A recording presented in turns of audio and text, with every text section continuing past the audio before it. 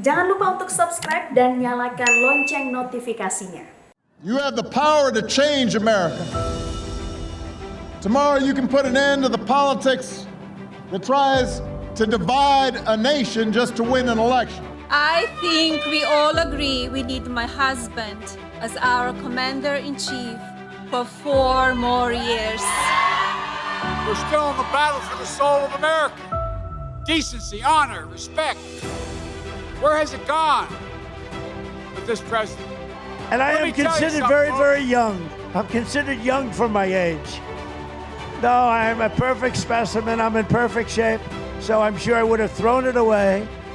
Politics is a strange business, isn't it?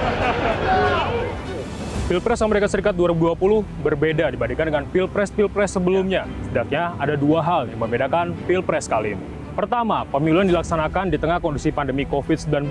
Bisa kita lihat di sini, ada negara bagian yang tetap melakukan pencoblosan secara langsung, tapi ada juga yang melakukan pengiriman melalui pos atau mail-in voting.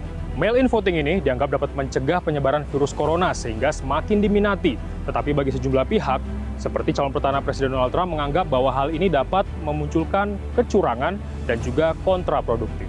Alasan kedua, masyarakat Amerika kini berada di tengah polarisasi ideologi yang tinggi antara kelompok konservatif yang cenderung ke Partai Republik dan juga kelompok liberal yang cenderung ke Partai Demokrat. Isu utama yang menjadi bola panas antara dua kelompok ini tidak jauh dari persoalan rasial, kebijakan ekonomi, dan kesehatan secara nasional. Kedua kandidat ini berusaha meraih suara dengan bermain dalam isu-isu tersebut. Melihat dinamika politik yang ada saat ini, kira-kira siapa kandidat yang memiliki potensi untuk memenangkan pemilu ini? Pertanyaannya sekarang adalah, kenapa sih kita harus memperhatikan Pilpres Amerika Serikat? Lalu seberapa penting sebetulnya Pilpres Amerika untuk Indonesia? Setidaknya ada 2 alasan. Pertama, alasan politik luar negeri Indonesia. Dan yang kedua, alasan dampak ekonomi yang ditimbulkan bagi Indonesia.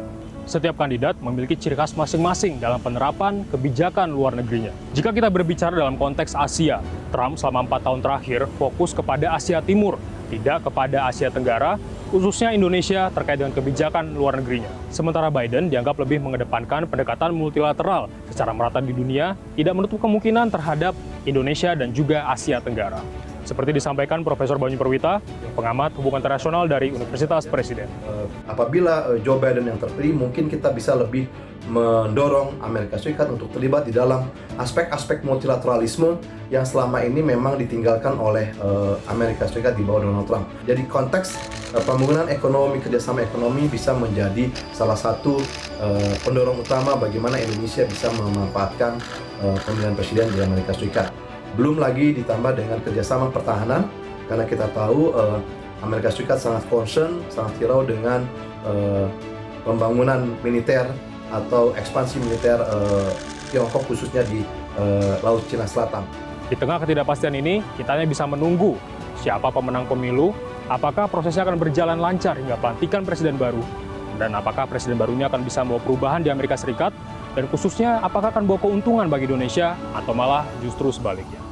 Dari Tangerang Selatan, Tarsir Ziman, Prasetyo Prayogo, Metro TV.